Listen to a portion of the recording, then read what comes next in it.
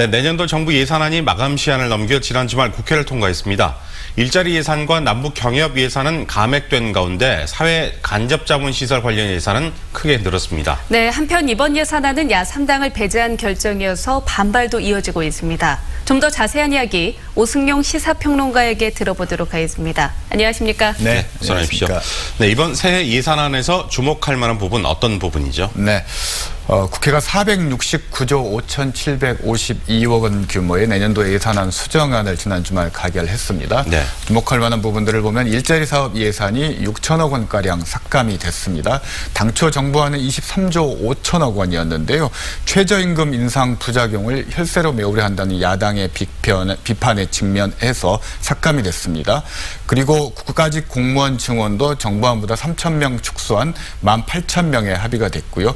여야 협상 과정에서 쟁점이었던 남북협력기금은 정부안 1조 1,005억 원에서 59억 원가량 늘어난 1조 1,063억 원으로 수정이 됐습니다. 당초 정부안보다 삭감됐긴 했지만 정부 여당이 만족할 만한 수준의 그런 예산안이라고 평가할 수 있을 것 같습니다. 그렇군요. 그리고 또 예산안을 통해서 정부 정책의 방향과 철학을 가늠하기도 하잖아요.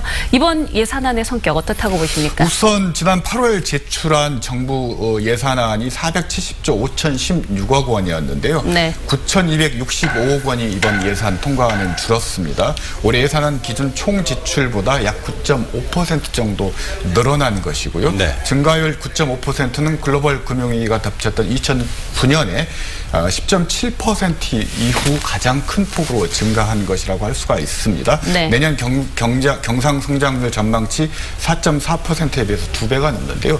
결국 정부 정책이라는 것은 예산을 통해 반영되는 것인데 예산이 늘어난 부분들이 대부분 공공 부분 확장과 관련된 공무원 증원 부분이라든지 일자리 부분이라든지 이런 부분들이기 때문에 결국 소득주도 성장과 남북 협력과 관련된 정책들을 흔들림 없이 추진해 나가겠다라는 부분들을 이번 예산을 통해서 보여주고 있다고 할 수 있습니다. 알겠습니다. 네. 그런데 이번 예산안 통과를 보면요, 특징이 더불어민주당과 자유한국당 이 두 당이 다른 야당을 배제하고 통과를 시켰습니다. 두 당은 합의를 통해서 많은 걸 얻은 것으로 보이는데 어떻습니까? 서로 주고받았다라고 얘기를 해야 될 수 있을 것 같은데요. 우선 야당, 자유한국당의 경우에는 일자리 예산을 약 6천억 원 정도 삭감시키는 성과를 거두었고요. 반면에 SOC 예산을 원래 정부에서는 5천억 원을 지난해 예산보다 감소한 액수를 상정을 했었는데요.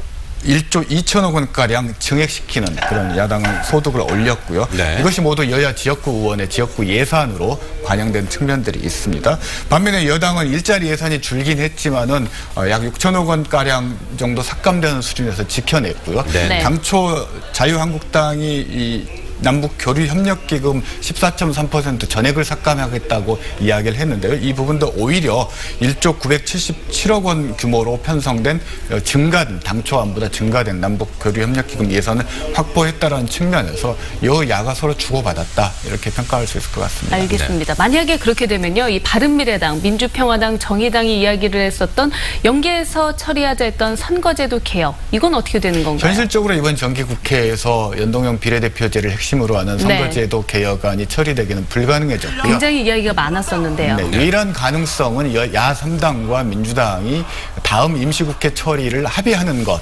그것이 지금 현재 가능한 유일한 전망치라고 할 수 있을 것 같습니다. 네. 알겠습니다. 근데 야3당이 이제 뭐 단식까지도 강행하고 있지 않습니까? 예, 야3당의 반발 이후 앞으로 어떻게 될까요? 상당히 민주당으로서는 이번 예산 국면에서는 승리했지만 어려움에 직면할 수밖에 없는데요. 네. 현재 민주당의 의석이 129석인데요. 법안을 발의할 수도 없고 처리할 수도 없는 그런 의석수입니다. 네. 잠재적으로 우건이 될 수 있는 야3당과 무소속이 52석인데요. 이번 예산안 처리 과정에서 선거제 개혁 부분들을 민주당이 거부했기 때문에 앞으로 상당히 이 민주당 입장에서는 전국을 이끌어 나가는 주도권을 상실할 가능성도 있다. 이렇게 평가할 수 있을 것 같습니다. 알겠습니다. 오늘 말씀 잘 들었습니다. 고맙습니다. 네, 감사합니다. 감사합니다.